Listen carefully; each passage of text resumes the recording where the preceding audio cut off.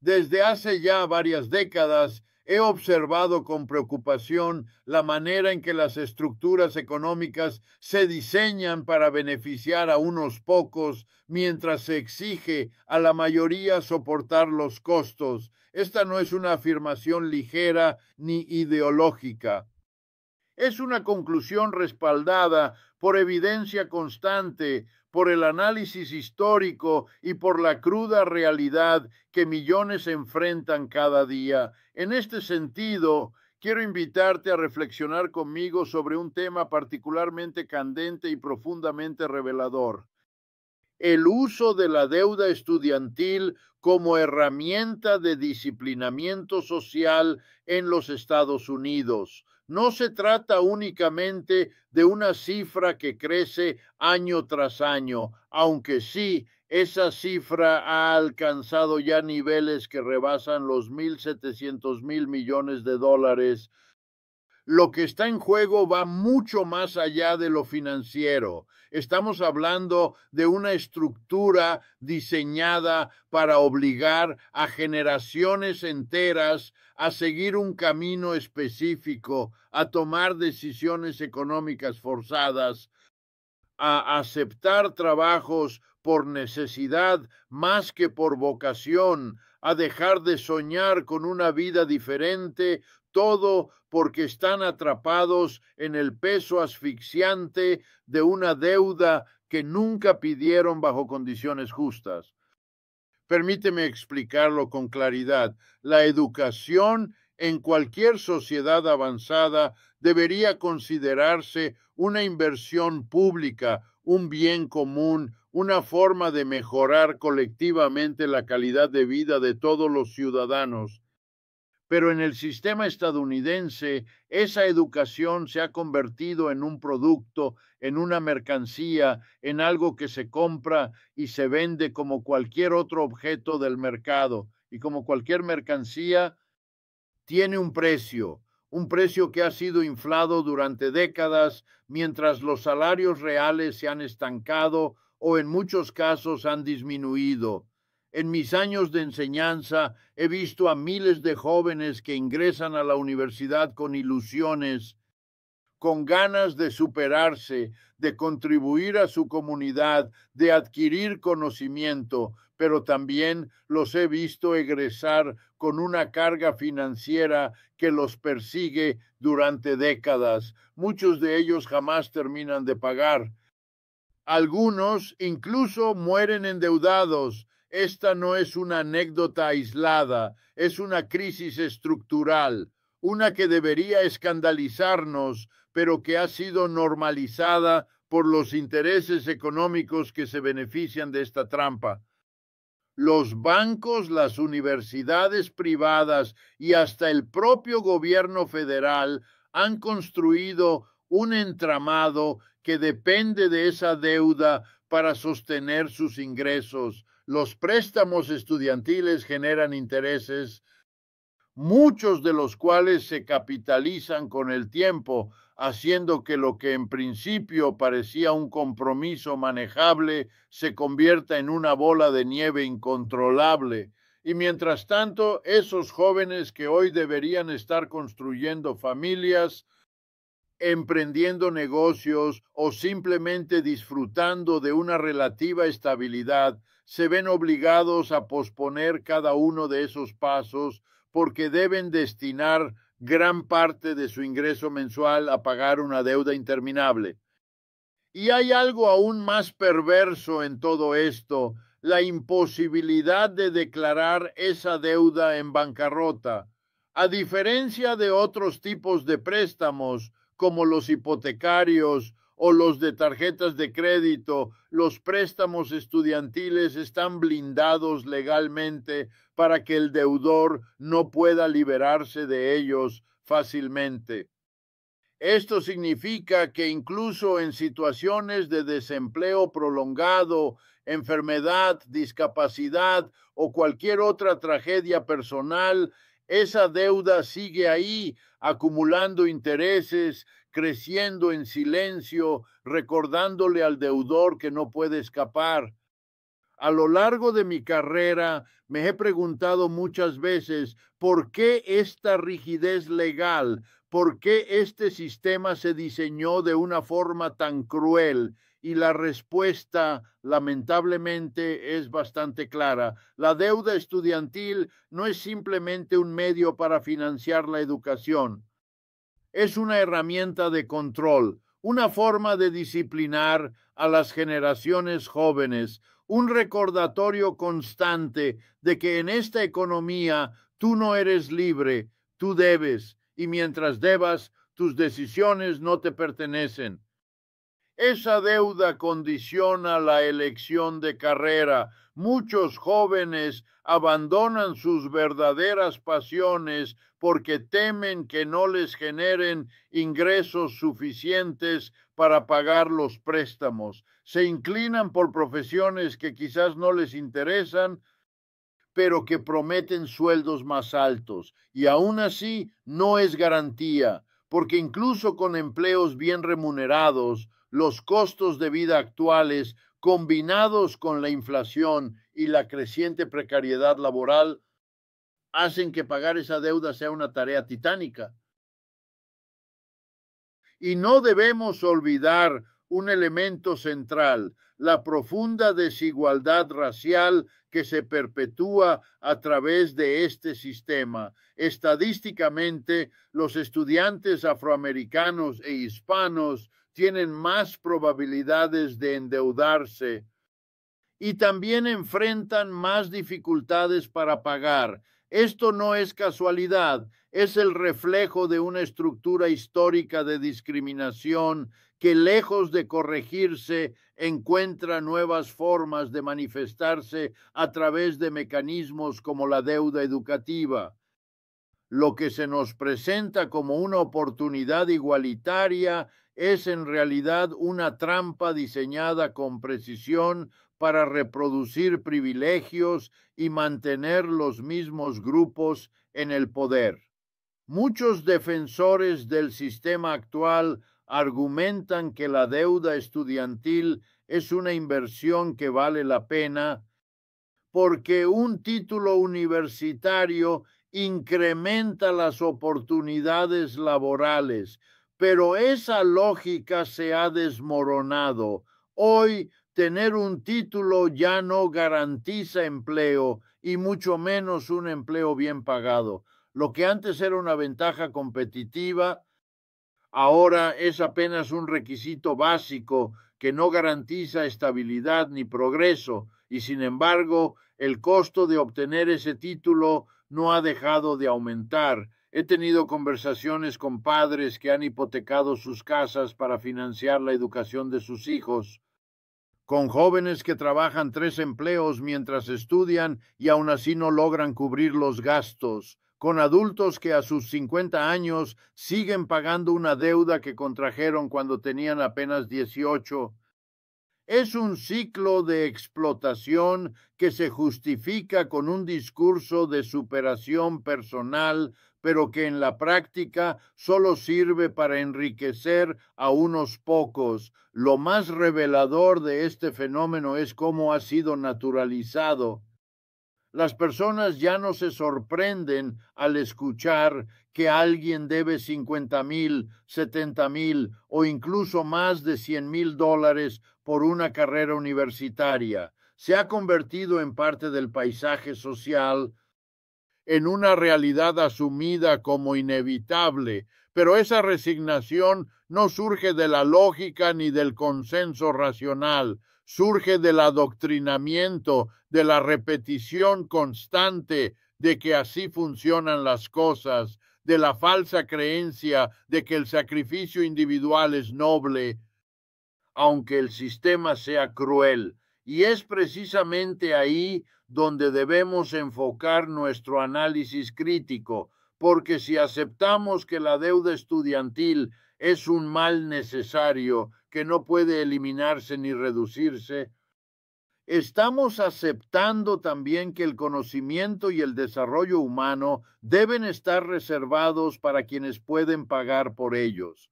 Estamos diciendo, en otras palabras, que la educación no es un derecho, sino un privilegio, y esa es una afirmación incompatible con cualquier democracia real.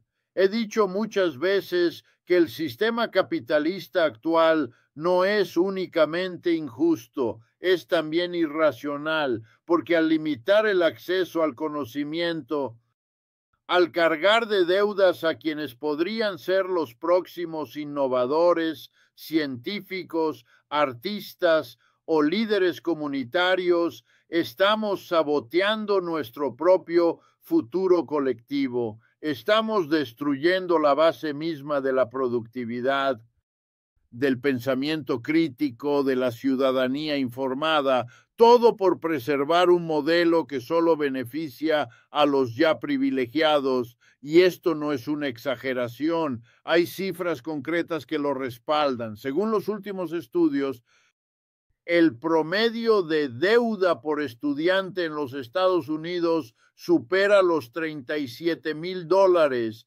pero ese es solo el promedio. Hay cientos de miles de casos donde la deuda supera los 100,000. Y eso sin contar los intereses que se acumulan año tras año, que en muchos casos duplican o incluso triplican la. Y lo más preocupante es la indiferencia social, la manera en que esta problemática ha sido invisibilizada, como si fuera normal que un joven de 22 años ya deba más dinero del que ganará en sus primeros 10 años de trabajo, como si fuera lógico que una madre soltera trabaje horas extras solo para pagar el mínimo mensual de su préstamo estudiantil, como si fuera aceptable que la educación sea una fuente de angustia en lugar de una herramienta de liberación. Debemos hablar claro. La deuda estudiantil es una forma de violencia estructural, es una agresión sistemática contra los sueños, la estabilidad y la dignidad de millones de personas, y no puede ser resuelta con medidas superficiales como condonar pequeñas cantidades o postergar los pagos. Lo que se necesita es una transformación radical del sistema educativo, una que comience por reconocer la educación como un derecho y no como un producto. Y eso implica repensar todo el modelo, implica financiar adecuadamente la educación pública, implica regular las universidades privadas, implica eliminar los intereses abusivos, implica permitir la bancarrota en casos extremos. Implica, en resumen, poner por encima de las ganancias privadas el bienestar colectivo. Y sí, eso requiere una voluntad política que hoy no está presente en los centros de poder, pero que puede surgir desde abajo, desde la movilización ciudadana, desde la presión organizada de quienes ya no están dispuestos a seguir callando. He participado en múltiples foros, conferencias y debates donde esta problemática ha sido abordada. Y me sigue sorprendiendo la manera en que ciertos sectores intentan defender lo indefendible. Escucho argumentos como nadie obligó a los estudiantes a endeudarse, o si no pueden pagar, que no estudien. Estas frases no solo carecen de sensibilidad social, sino que revelan una visión profundamente equivocada sobre el papel de la educación en una sociedad moderna. Decirle a un joven que no estudie si no puede pagarlo es tan absurdo como decirle a un enfermo que no se trate si no puede costear el hospital. La educación no debería ser un lujo, es un componente esencial para el desarrollo personal y colectivo. Negarla o limitarla en función de la capacidad económica es aceptar que la pobreza es una condena perpetua. Es declarar sin ambigüedad que el conocimiento pertenece a quienes pueden comprarlo, no a quienes lo necesitan, Y esa lógica no solo es injusta, es suicida desde el punto de vista económico, porque las sociedades más exitosas del mundo, en términos de innovación, desarrollo humano y estabilidad social, son precisamente aquellas que han entendido que la inversión en educación genera retornos mucho mayores que cualquier operación financiera. Formar ciudadanos informados, preparados y comprometidos no es un gasto, es una estrategia de supervivencia colectiva. Pero en lugar de asumir esa responsabilidad, los Estados Unidos han preferido trasladar el costo al individuo. Que cada quien se endeude, que cada quien cargue su cruz financiera, que cada quien resuelva como pueda. Esa es la esencia del individualismo neoliberal. Y el resultado está a la vista: millones de personas atrapadas, millones de sueños truncados, millones de vidas condicionadas por la lógica del mercado. Y todo esto, insisto, no ocurre por accidente. Es el producto de decisiones políticas concretas tomadas por personas reales con nombres y apellidos. Son decisiones que priorizaron la desregulación financiera, que permitieron a las universidades aumentar sus tarifas sin justificación, que protegieron los intereses de los acreedores por encima de los derechos de los deudores. Son decisiones que pueden revertirse, pero para que eso ocurra, primero debemos desmantelar la narrativa que las sostiene. Esa narrativa dice, por ejemplo, que la educación privada es mejor que la pública, que la competencia genera calidad, que el mercado es más eficiente que el Estado, que cada quien debe pagar por lo que recibe. Son ideas que, repetidas 1000 veces, han penetrado en la conciencia colectiva al punto de que muchas personas defienden un sistema que los perjudica. Es una forma de alienación, y desmontarla requiere tiempo, argumentos y sobre todo coraje. He visto ese coraje en muchos estudiantes. Jóvenes que se organizan, que protestan, que exigen condonación de la deuda, que cuestionan el modelo, pero también he visto cómo se enfrentan a una maquinaria que los desmoraliza, que les responde con indiferencia o, peor aún, con represión, porque cuando un sistema se sostiene gracias a la explotación, no tolera fácilmente que esa lógica sea desafiada.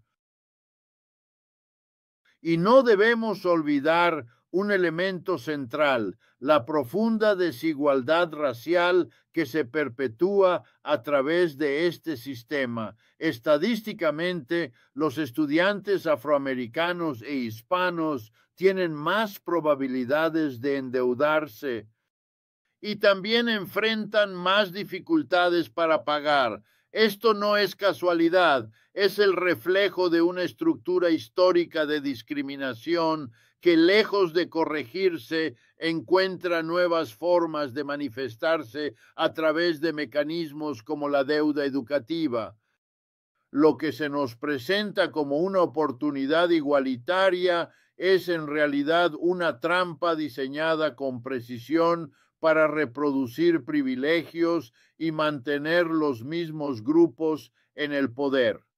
Muchos defensores del sistema actual argumentan que la deuda estudiantil es una inversión que vale la pena porque un título universitario incrementa las oportunidades laborales, pero esa lógica se ha desmoronado. Hoy, tener un título ya no garantiza empleo, y mucho menos un empleo bien pagado. Lo que antes era una ventaja competitiva, ahora es apenas un requisito básico que no garantiza estabilidad ni progreso, y sin embargo, el costo de obtener ese título no ha dejado de aumentar. He tenido conversaciones con padres que han hipotecado sus casas para financiar la educación de sus hijos. con jóvenes que trabajan 3 empleos mientras estudian y aún así no logran cubrir los gastos, con adultos que a sus 50 años siguen pagando una deuda que contrajeron cuando tenían apenas 18. Es un ciclo de explotación que se justifica con un discurso de superación personal, pero que en la práctica solo sirve para enriquecer a unos pocos. Lo más revelador de este fenómeno es cómo ha sido naturalizado. Las personas ya no se sorprenden al escuchar que alguien debe 50,000, 70,000 o incluso más de $100,000 por una carrera universitaria. Se ha convertido en parte del paisaje social, en una realidad asumida como inevitable, pero esa resignación no surge de la lógica ni del consenso racional, surge del adoctrinamiento, de la repetición constante de que así funcionan las cosas, de la falsa creencia de que el sacrificio individual es noble, aunque el sistema sea cruel. Y es precisamente ahí donde debemos enfocar nuestro análisis crítico, porque si aceptamos que la deuda estudiantil es un mal necesario que no puede eliminarse ni reducirse, estamos aceptando también que el conocimiento y el desarrollo humano deben estar reservados para quienes pueden pagar por ellos. Estamos diciendo, en otras palabras, que la educación no es un derecho, sino un privilegio, y esa es una afirmación incompatible con cualquier democracia real.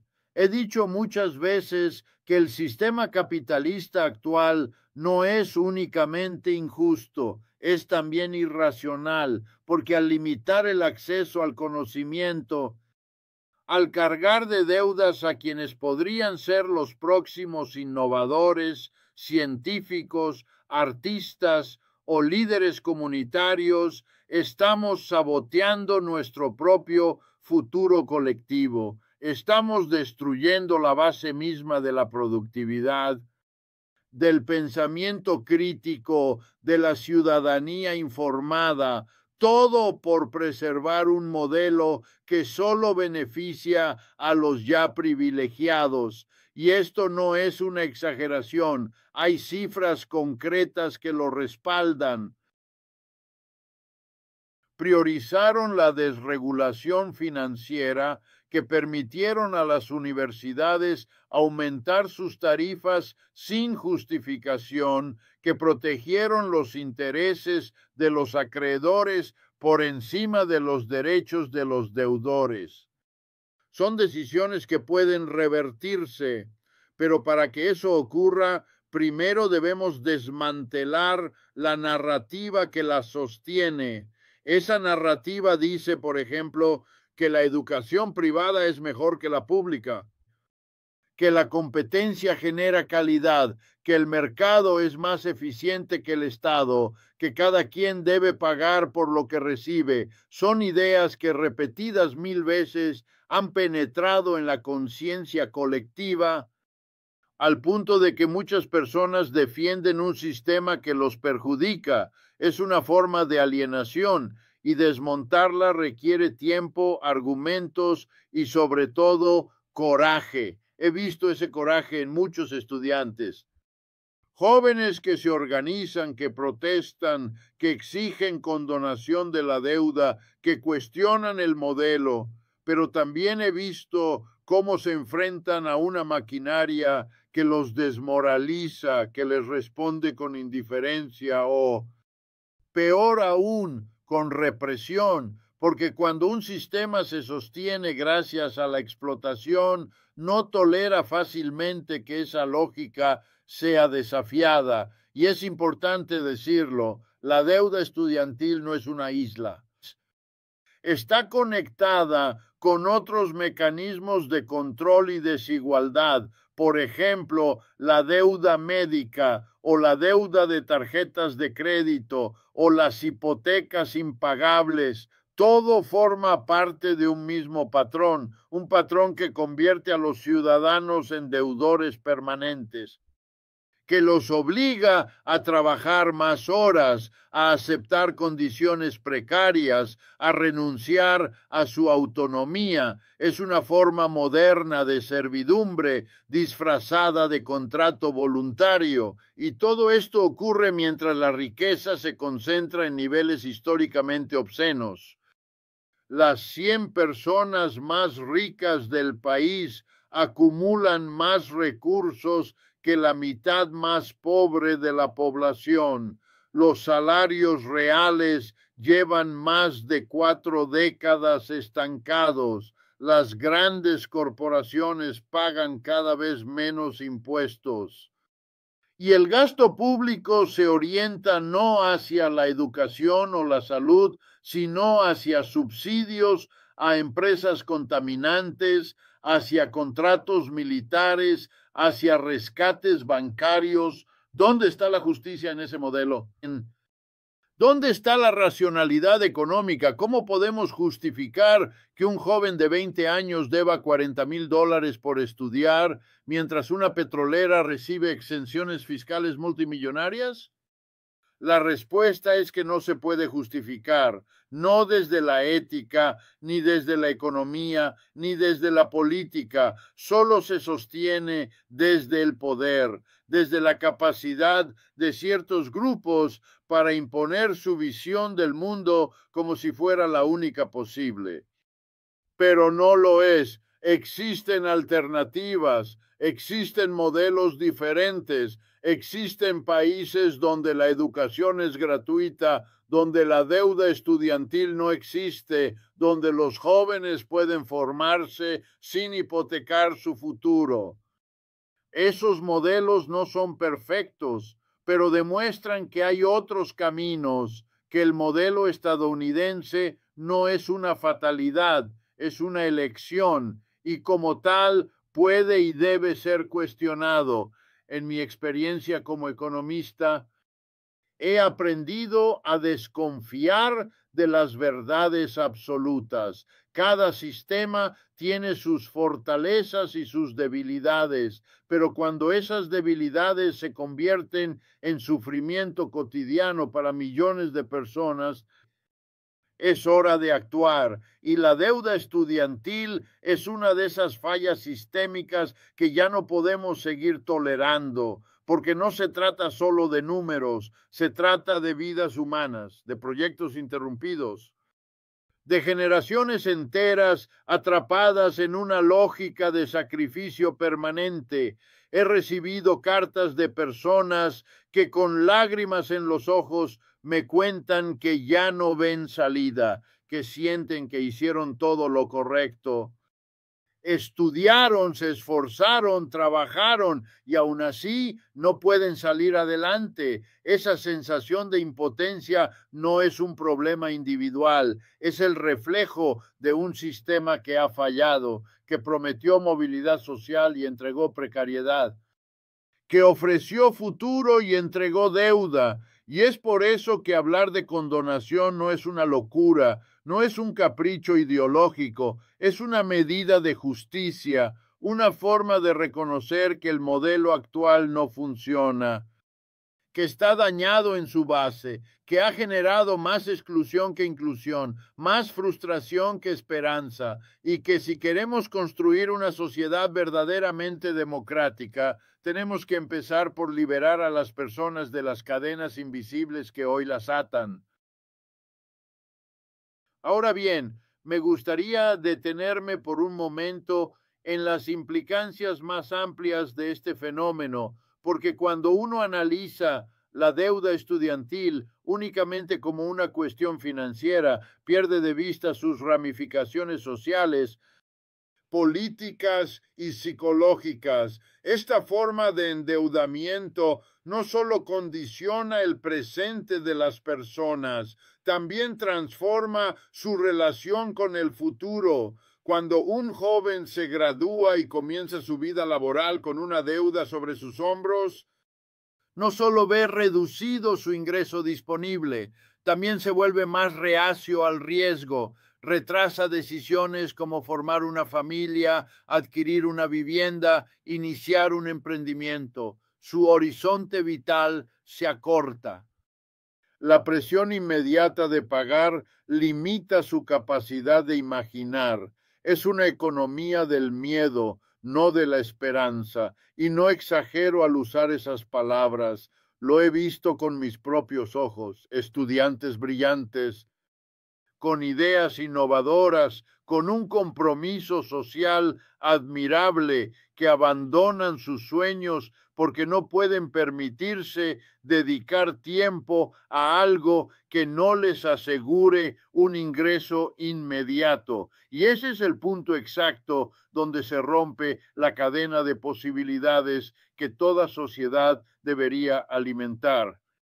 Una nación que deja de invertir en su juventud es una nación que camina hacia el estancamiento, y eso es precisamente lo que ha ocurrido, porque aunque los sectores tecnológicos, financieros o militares han seguido creciendo, lo han hecho sobre una base social cada vez más frágil. El endeudamiento masivo no solo genera sufrimiento individual, también debilita la cohesión social, mina la confianza en las instituciones, fomenta el resentimiento y la apatía.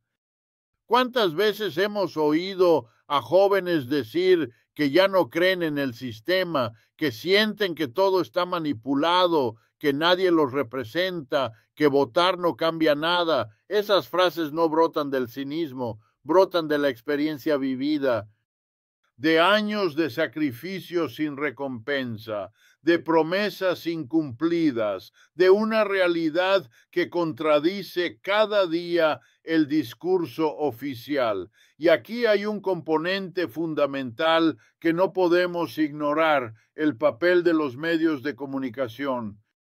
Porque la narrativa dominante ha sido moldeada por aquellos que tienen el poder de difundir sus ideas a gran escala. Se nos dice que quienes están endeudados lo están porque tomaron malas decisiones, que no supieron administrar su dinero, que eligieron carreras inútiles, que deberían haber trabajado más duro. Esta narrativa no solo es falsa, es profundamente cruel. Culpar a la víctima ha sido siempre una estrategia eficaz del poder para perpetuarse, pero es también una estrategia que desgasta el tejido social, que siembra división, que enfrenta a unos contra otros, que convierte a los ciudadanos en jueces de sus vecinos en lugar de aliados en la búsqueda de soluciones colectivas. Y lo más doloroso es que esa narrativa penetra incluso en quienes más la sufren. He hablado con personas endeudadas que sienten vergüenza, que piensan que fracasaron, que asumen la responsabilidad completa de un problema que en realidad es estructural. Y eso también es parte del diseño, porque un ciudadano avergonzado no protesta, se encierra, se calla, se resigna. Por eso cuando hablamos de cancelar la deuda estudiantil, no hablamos solo de una medida económica, hablamos de una acción reparadora, de un acto de justicia histórica, de un primer paso hacia la reconstrucción de la confianza social. No se trata de regalar dinero. Se trata de reconocer que ese dinero nunca debió ser exigido bajo condiciones tan injustas.